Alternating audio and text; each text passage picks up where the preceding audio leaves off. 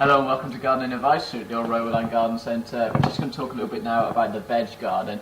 And Keith, although the weather's not quite settled yet and we're not seeing that sunshine every day, it is time to start thinking about the veg garden. Oh, well, yeah, it is. People started thinking about the veg garden several months ago, but May's a good growing month. But as you say, you do have to be very careful. There's still a chance of frosts, and this coming weekend looks as though it's going to be quite chilly, so be careful with your veg.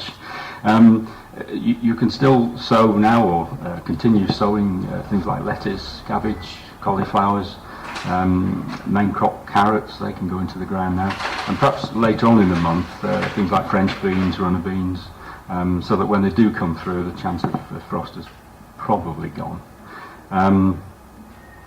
People want to start planting tomatoes and courgettes and cucumbers outside, but it's still very risky, I would say, and I would certainly leave those well towards the end of May before you do that.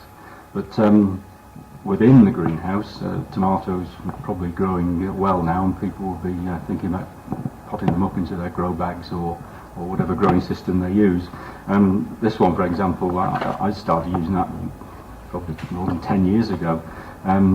They just fit on top, 3 of them fit on top of a grow bag, and you put some extra soil in the middle. It just gives the tomato a deeper root run, and then you feed, you liquid feed in the top, and when in dry spells you put just ordinary water in the outer part. And there are lots of new methods of growing things these days, rather than just the thin grow bag that we used to use for quite a few years.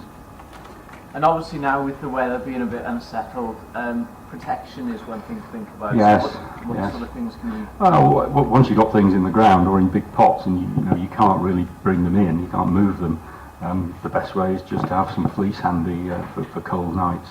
And if it's particularly low temperature, double up on the fleece. It's fairly cheap material to have.